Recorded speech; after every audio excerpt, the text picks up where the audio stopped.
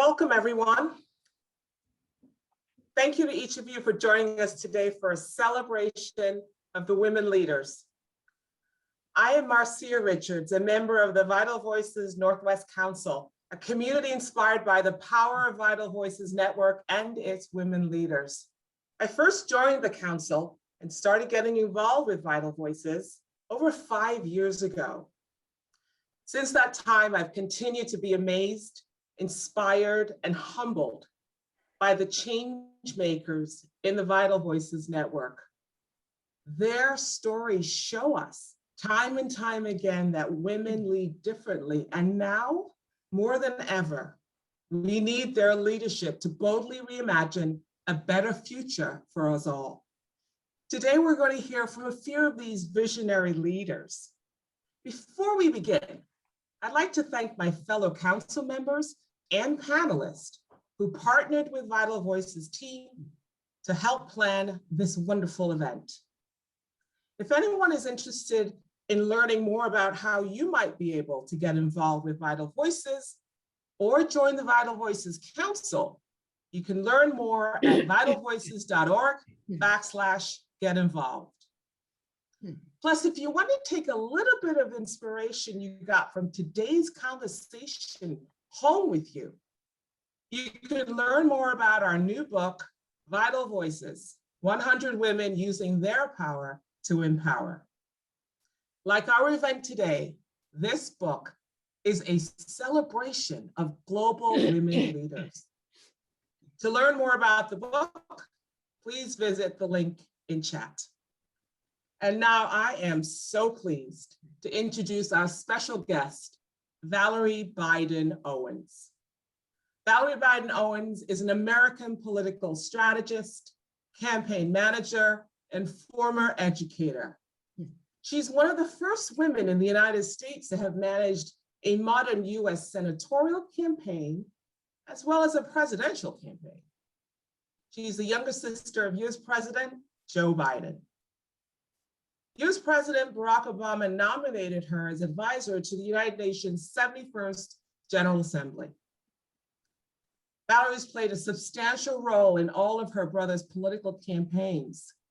She was the campaign manager during all of his Senate elections and for his 1988 and 2008 presidential campaigns, and was a senior advisor to a successful 2020 presidential campaign.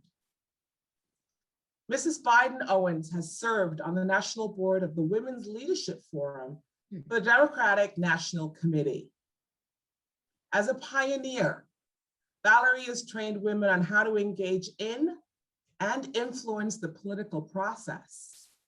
She's also traveled extensively with Women's Campaign International to teach women in emerging democracies how to organize and develop communication and political skills.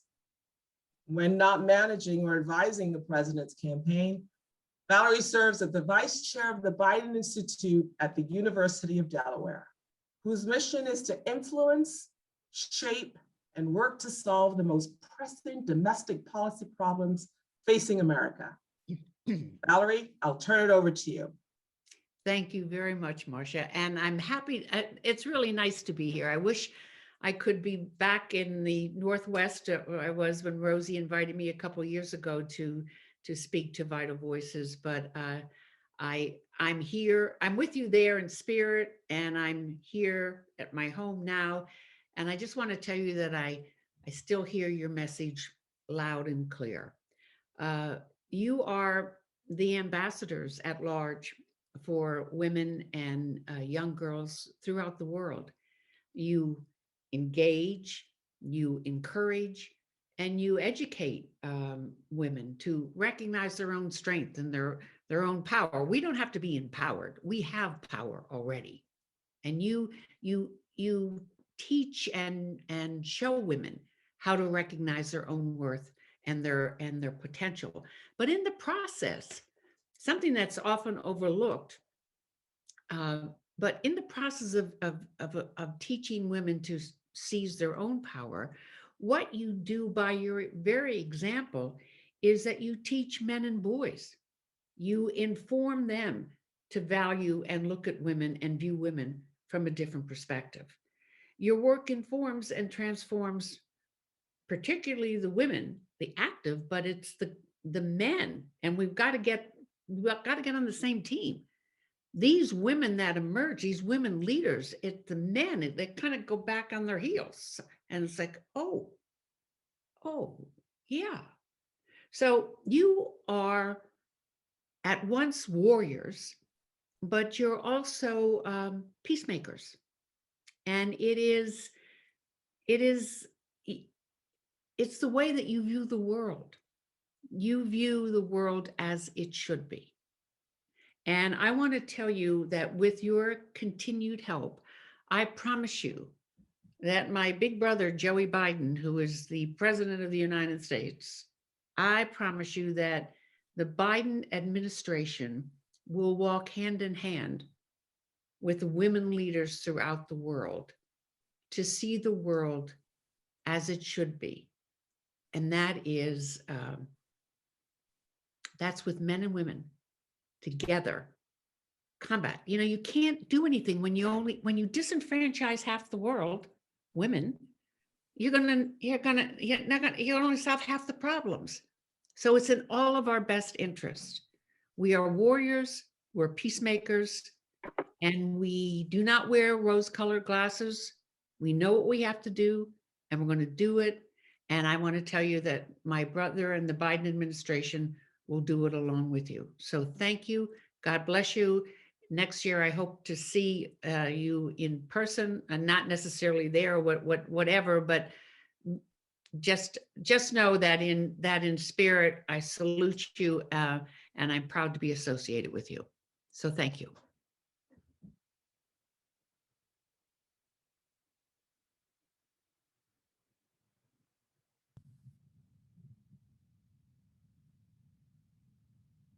The intergenerational vicious cycle of human trafficking. I'm trying to create a safer Mexico through reforming the prison system. And the violence against women. Increase access to finance. Energy poverty in rural Nigeria.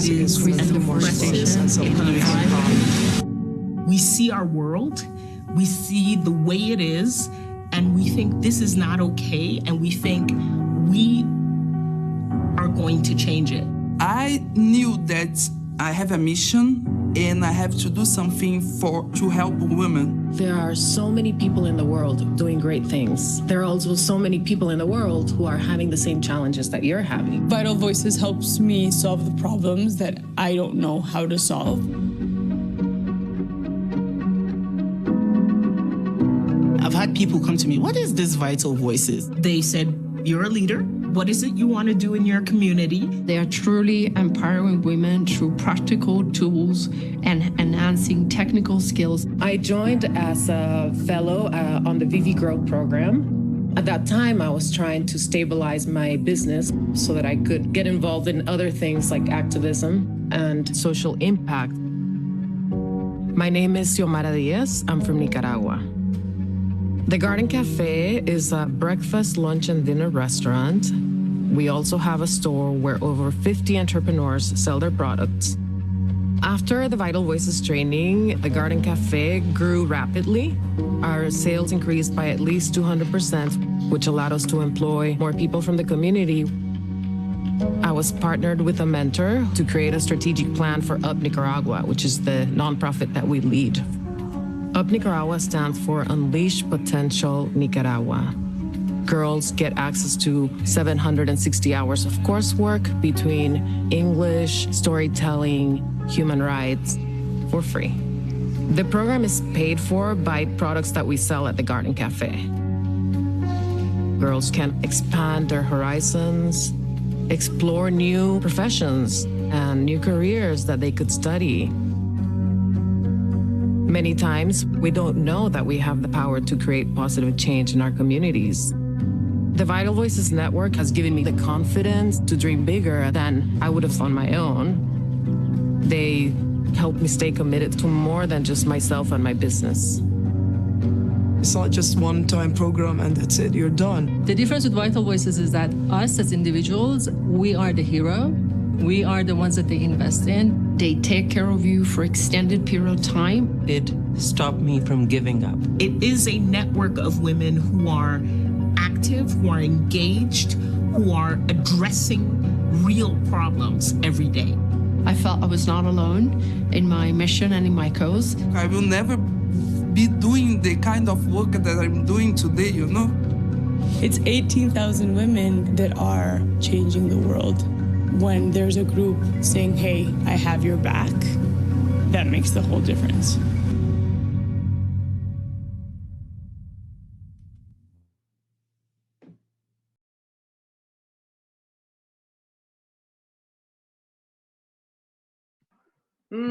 Well, love to see those faces and voices. Thank you all for joining us. It's wonderful to be back with all of you from the Northwest Council. We couldn't be more proud of all that you've done to help to advance the women leaders that you just heard from. So thank you. And thank you, Marcia and Rosie and Rasha and all the leadership of the Northwest Council. And to Val, thank you so much. We all know how busy you are, how important your time is. So we deeply appreciate you lending it always to Vital Voices and the leaders we support. I'm so thrilled to be here today. For those of you I've not yet met, I'm Elise Nelson. I'm president and CEO of Vital Voices. And I'm thrilled to be joined for a conversation with two of the extraordinary leaders in our network. First, the co-founder of Prerana and director of that organization that works to stop the vicious cycle of violence is Priti Patkar. She is here with us, very early morning in India, but of course she's here. And Future for Us CEO, co-founder Sage Ke'alohilani. She is a force to be reckoned with in the Northwest, in the United States, and really a rising star. So I look forward to you hearing not just about her extraordinary work, but quite frankly, how she pivoted during this crisis to best serve her community. And I'm really excited to be joined by a newer Vital Voice, but we welcome you with open arms, Tara Kangarlou, I'm sorry. But Tara, I will promise to eventually get that name right. But we welcome you. We're so thrilled that you're here to lead us in this discussion, an award-winning author, journalist, and humanitarian. So Tara, I hand it over to you to lead us in this discussion. Oh, you're on mute.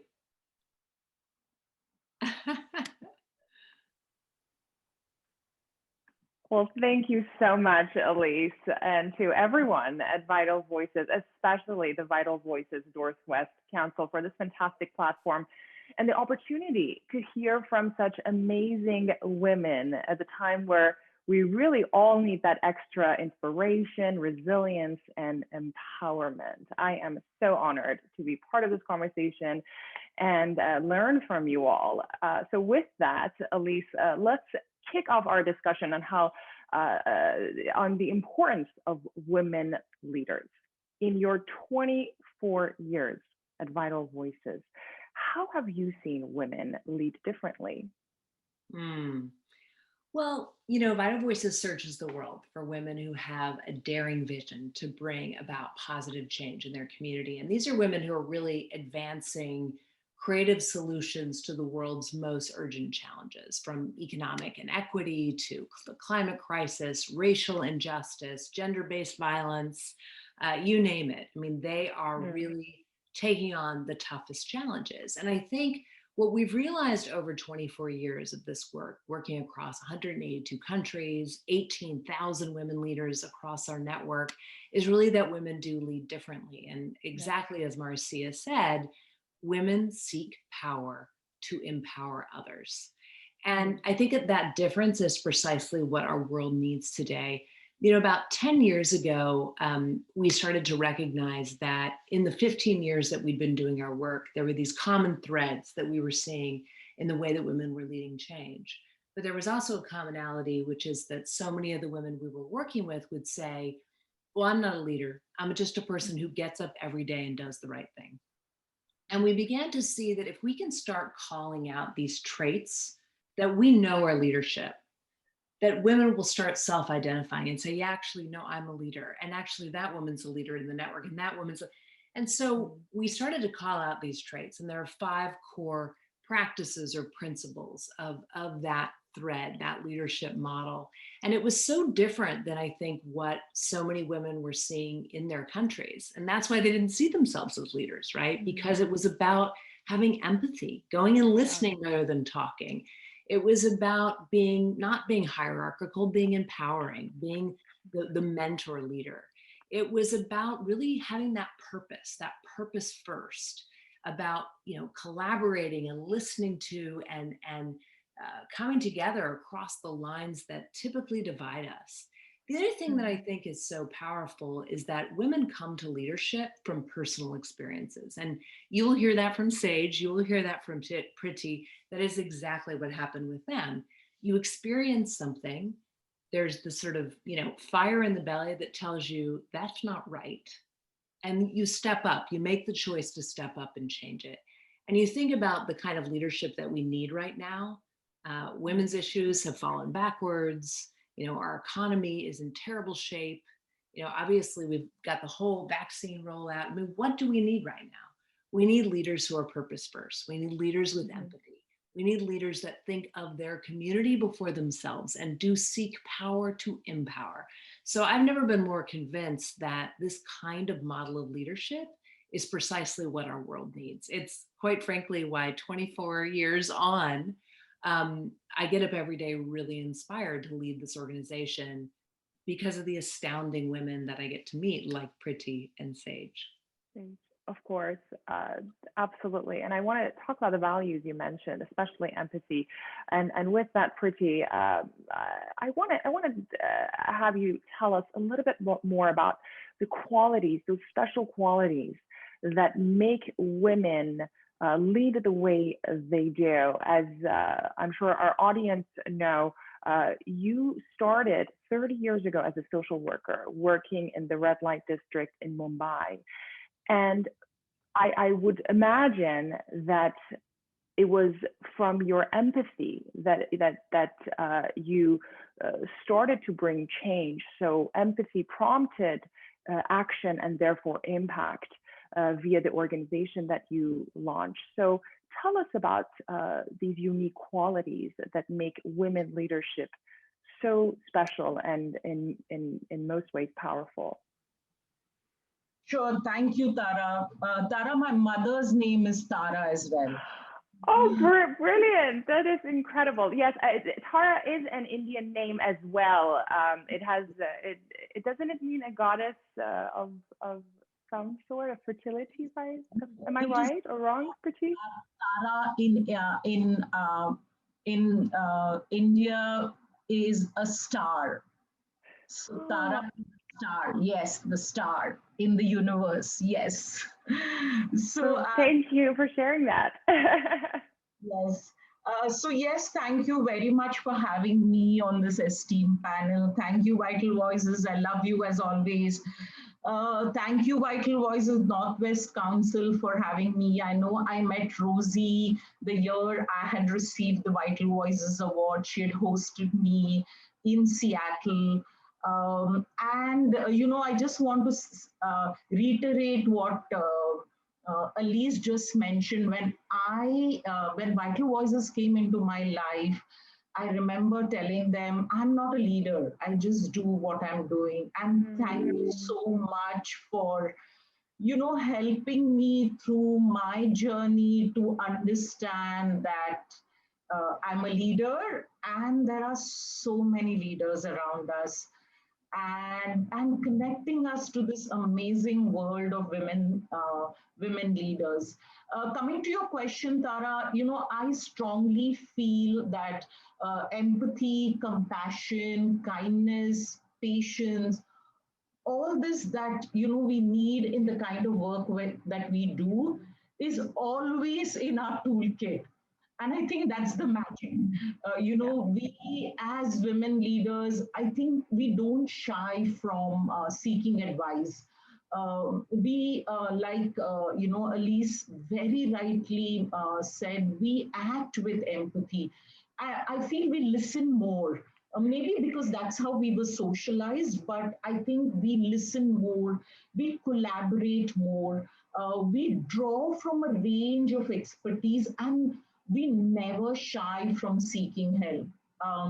My work in the red light area, I've seen how women in the sex trade so oppressed, violated, but the minute you give them the support system, create an enabling environment, I think we defy all odds. We never give up easily. We are persistent, we are resilient, which is so necessary, such an amazing quality.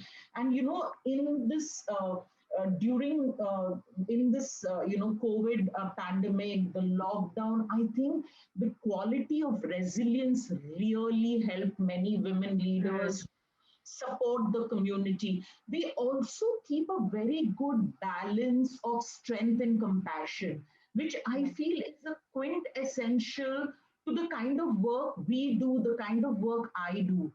Coming back to my work in the red light area, I think, when we talk about how empathy helped, I think perceiving, understanding, experiencing, and responding to the conditions of the women and their children born in these brothels of the red light areas, working with women, believing in their strength, even if they were kept invisibilized, even with the fact that they were never heard, understanding that they have the power, which was rightly said in the opening remarks, having that they have the power, all they need is, for us, for that's a little bit of support, and working together, involving them in finding solutions, in reimagining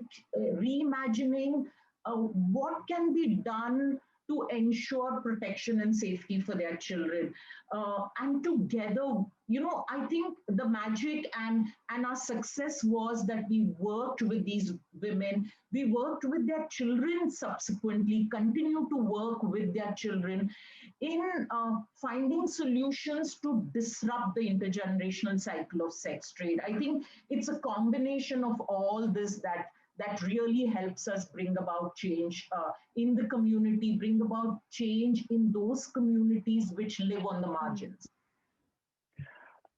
Thank you for that. And I think we're gonna continue the conversation on women empowerment. But as you said, Priti, and also as Alyse said,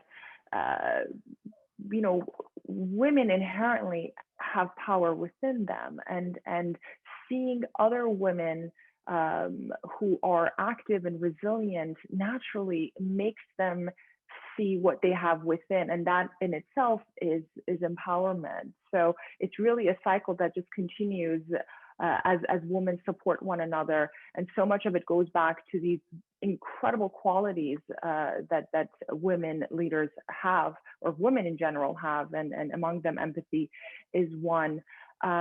Sage, let's talk about cultural inclusivity. You've done a whole lot of work in this area, and an important area.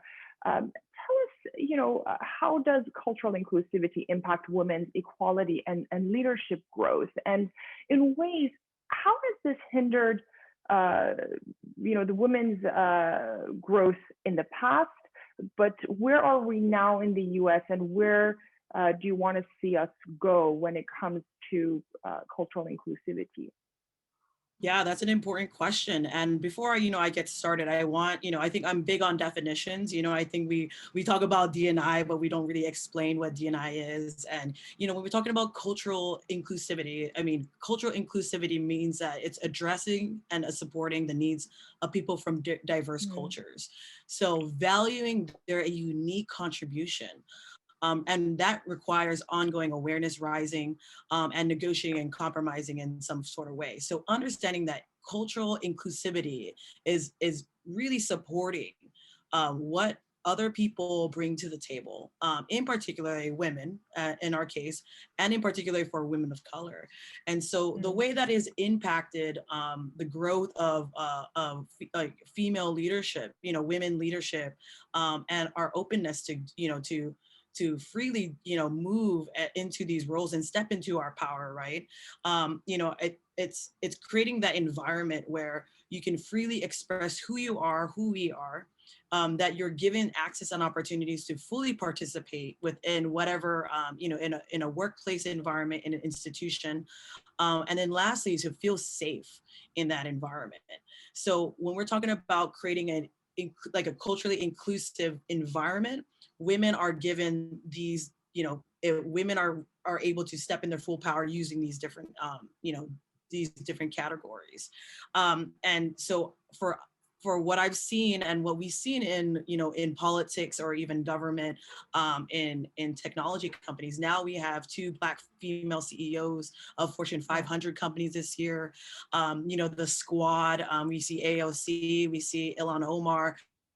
We see incredible women of color stepping into their power because now we have come into a society where we are honoring and supporting what other, what women are bringing to the table.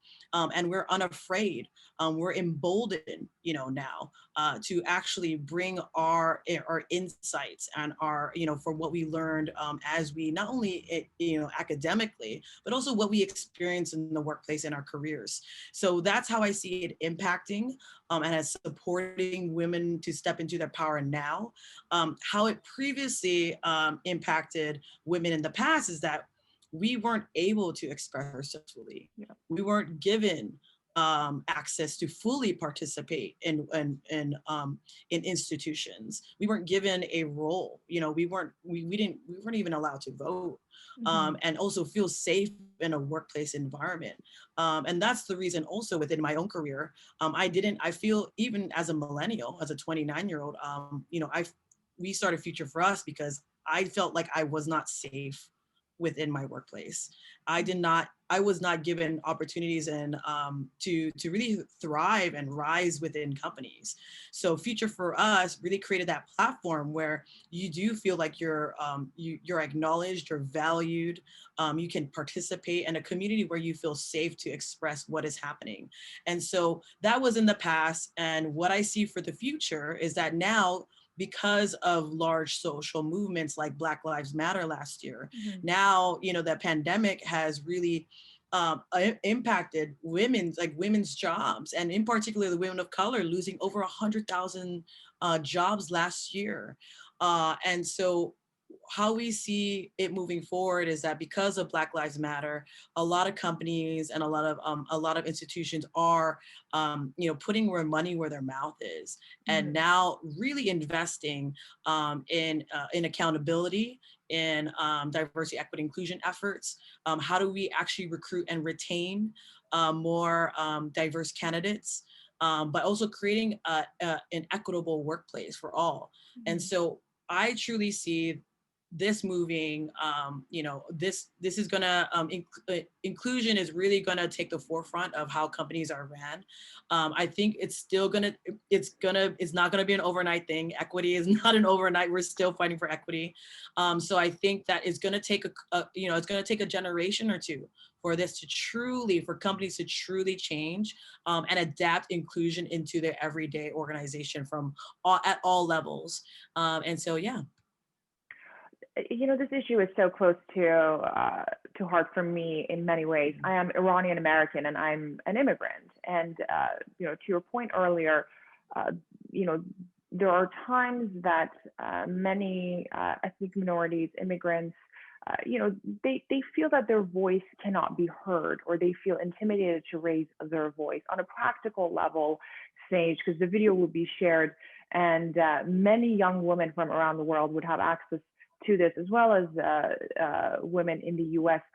What are some practical suggestions and advice that you would give to women of color, ethnic minorities, vulnerable communities, immigrants, who may right now be afraid to raise their voice, raise their hand? What do you have to say to them right now?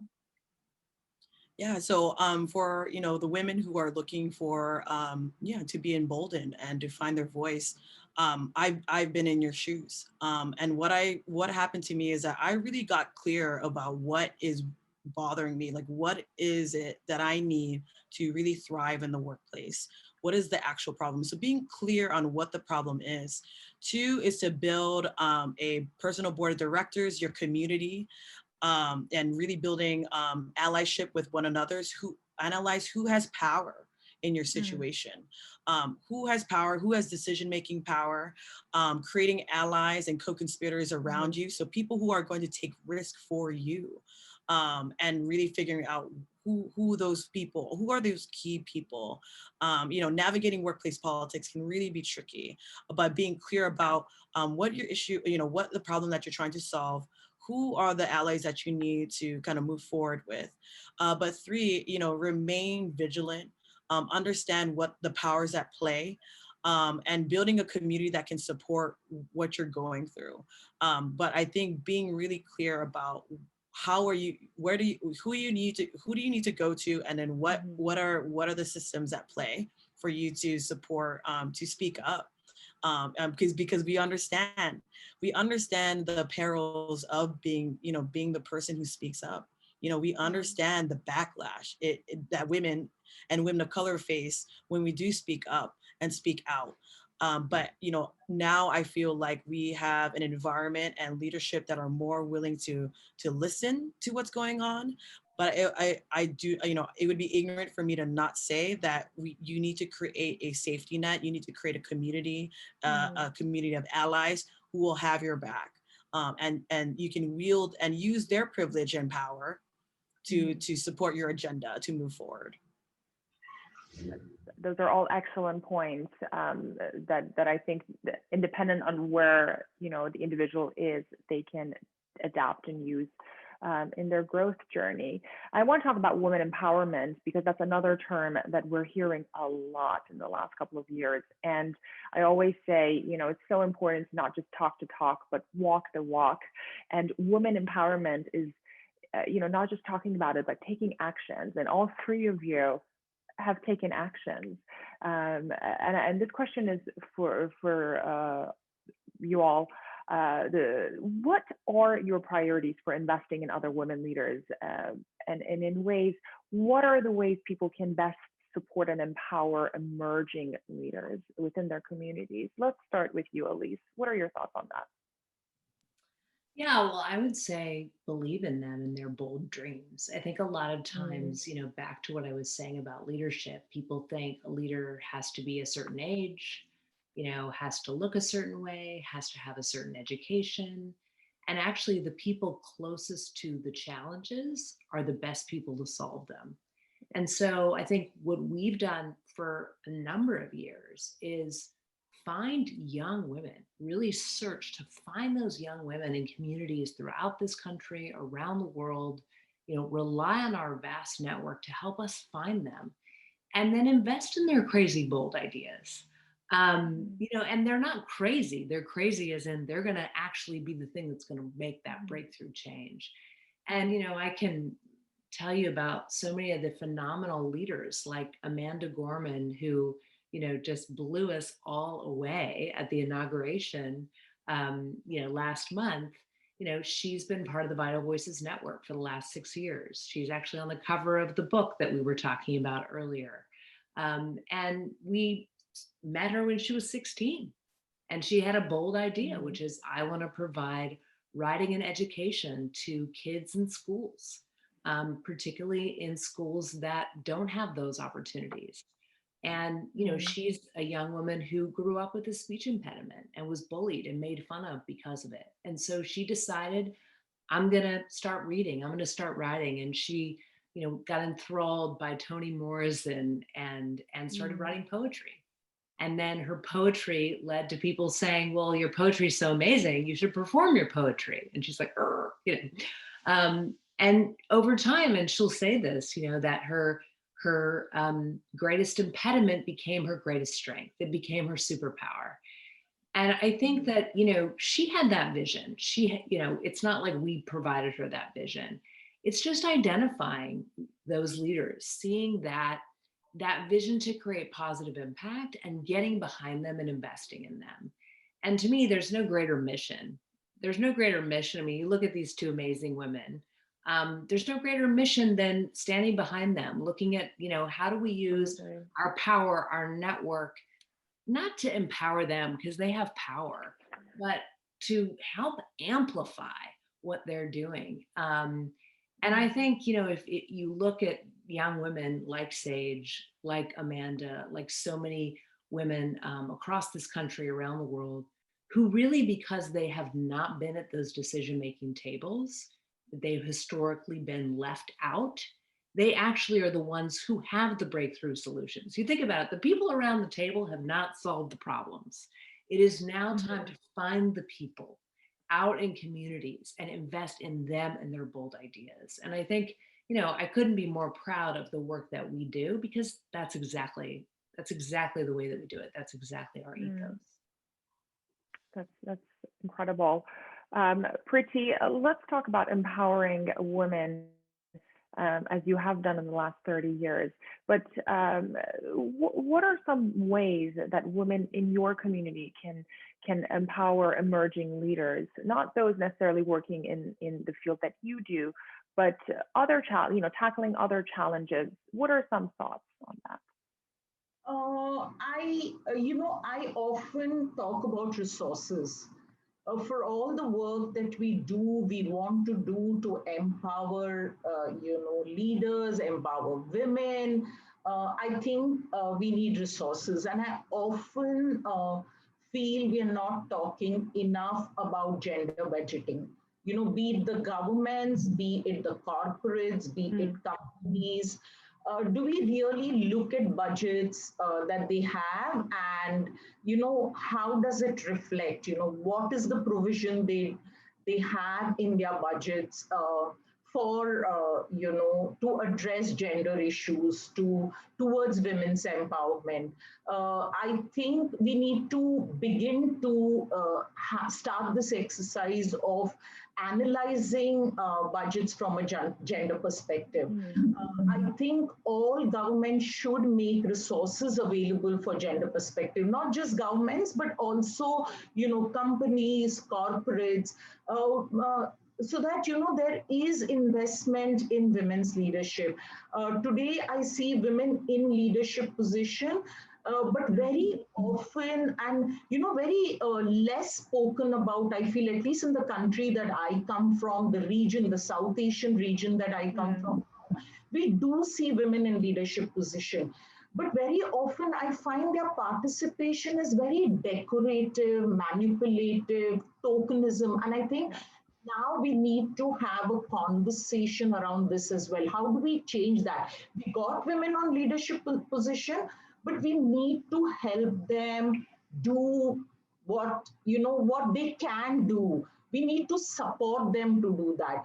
I also feel, I love the Vital Voices model where, they nurture women's leadership. And I think we need to scale this model where women are supported, women who lead are supported. Don't think that once a woman reaches a particular stage in her leadership, she doesn't need support.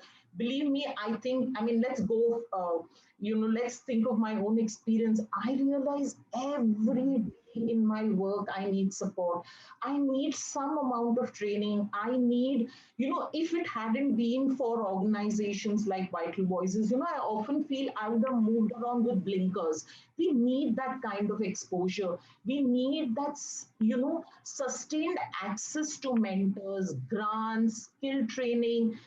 Again, what I benefited was the global network of peers, to create this more prosperous and equitable future and to actualize this. I think we also, we have a plan, but now we also need to talk about actualizing our plans, our goals. And, it should not be just a handful of us. Absolutely. We were struggling with resources. I think government should, big companies, big corporators moving forward, invest in women. Allocate resources for what I call, gender budgeting and analyzing these budgets from gender perspective. Absolutely. Sage, I want to come to you, but I also want to be mindful of time. This is one of those conversations that can go for hours, but unfortunately we don't have that much time. But I want to get to these topics and hear from you, Sage. Let's talk about what your thoughts are on this. But I want to pose the next question, which I want to get to, and that is the male presence. We can't deny half of the population and the fact that we're all working with male counterparts. And this question is for everyone, but I want to go to Sage. In making hard decisions, Sage, how can women leaders like yourself bring men to the table and be able to have these difficult conversations in order to make the impact that they want to make for women within their communities and worldwide? And please, Sage, feel free to share your thoughts on the previous question as well. Yeah, definitely.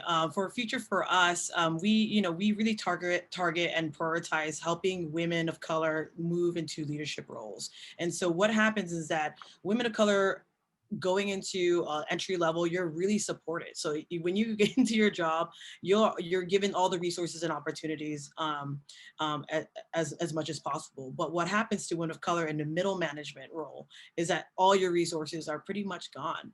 So what we are trying to focus on is to help them and help companies realize is that that's the point in which we need to put resources and funding towards. It's like, how do we help training? How do we make sure that women of color professionals and corporations and be able to be mentored and sponsored into those roles? And how do we get men involved into this conversation, right? I think a lot of the times it's how I've gotten men to be a part of Future for Us is purely being authentic about our story and showing the data about why this is so important. Here are the facts, here are the statistics, everything from pay equity to inequities into leadership, and really using great examples of men who are stepping up. So Alexis Ohanian, he's famously known as Serena Williams' husband, but also the co-founder of Reddit, an online community. And he has really not only in a entrepreneur setting, supporting female startup, investing in female led startups, but also lobbying in Congress for maternal leave, for paternal leave, and raising his voice. Because a lot of the times too is that I think for us as women showing, talking about these topics because, we are about, we're women. But if you show a male example about another male getting involved as somebody as such a huge business leader as Alexis Ohanian, that gives them an entryway, right? Like a point of understanding and mutual understanding, like, hey, there are other men speaking up and out for creating equity, whether it's in the household or in the workplace or in business. And so that's how I pretty much leveraged and opened up conversations with men, is to use other examples of men showing up for us, but also being authentic and bringing the stories to life, about my own struggles with my own career, the struggles of other women around me. But also at the end of the day, here's the facts. And do you not want to be a part of the change you seek? You understand that, investing in my humanity is investing in your humanity. So if you're not investing in us, then we're going to have the world that we have today. And with the same time, very optimistic for men to participate in creating equity for all of us. Priti, what are your thoughts on bringing men to the conversation, especially in the very difficult space that you work in? I'll be really quick in responding to this question. I think moving forward, engaging men in investing in women, engaging men in, reimagining a gender equal world should now begin to come on our main agenda. Not a, co-curricular or extracurricular activity or a footnote. I think, we should make it our main agenda. And, even men need empowering. I think empowering them to become activists for gender equality. And, like Sage very rightly said, I know Vital Voices also does this, recognizing men who work towards bringing gender equality, I think is also a way forward. And we need to mobilize and educate them. I have seen from my personal experience, the minute you begin educating them, the minute you begin having this conversation around them, I have seen change. I have seen, very genuine involvement. I have seen a very genuine commitment, and that is something we definitely need to do moving forward. And that's so important. And that takes me to my last question from Elise. And Elise, I want to hear from you on this topic of including men into the conversation, but sort of have you close this incredible discussion on ways to continue the momentum. As we discussed earlier, there are quite a large number of female leaders in the current administration. And right now we're seeing this fantastic momentum of inclusivity and women empowerment in the US and in ways in many parts of the world. How can women leaders like Sage and Priti and so many around the world continue this momentum and don't let it stop? Don't let that fire stop. Thank you. Let's see. Oh, I'm not muted. Good. I think I would just say to your first question around men, when I started this work 25 years ago, we had no real evidence, no real data that investing in women was a smart investment. It was a fair thing to do, the right thing to do. But now the evidence is clear. We could gain $28 trillion by 2025 if we just invest in women-owned businesses and help women grow in the economy at the same rate as men, not greater than men, at the same as men, right? And you think about that, 28 trillion, that's kind of hard to ignore, right? Because growing the economy benefits everybody. And so I think now that we've got the language, we've got more laws on the books, but the real change that has to be made is culture, right? Is changing behavior. And I think, certainly to the point that Sage mentioned about holding up the great men who are stepping forward. One of the leaders that we work with, Samar Manala Khan from Pakistan, she's a filmmaker. One of the things that she says is that, the majority of men believe that girls should go to school. The majority of men believe that girls shouldn't be and women should not be victims in their own homes to violence. They should be able to go out and get a job and have a salary and feel safe in their workplaces. But the majority of men stay silent. And that, I think, is really important, because that silent majority of good men could transform this world, truly, by just stepping up, speaking out, getting educated on these issues, and know that women want you to play a role, because we know that, you're never going to move the ball forward for 51% of the population without the 49% of the population caring about it.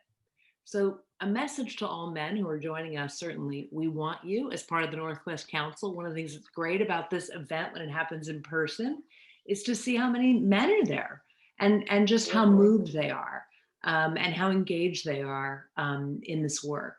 And the last thing that you said, and I'll be real quick on this because I know we're getting to the end of time, but the last piece that you asked about how do we keep the momentum going? Absolutely. And I would say, just because we have people who maybe agree with our politics or our policy in public office, just because we have, as Sage said, people who look like us there, it does not mean we should stay quiet. Because ultimately the people in political power need to have a constituency to point to, right?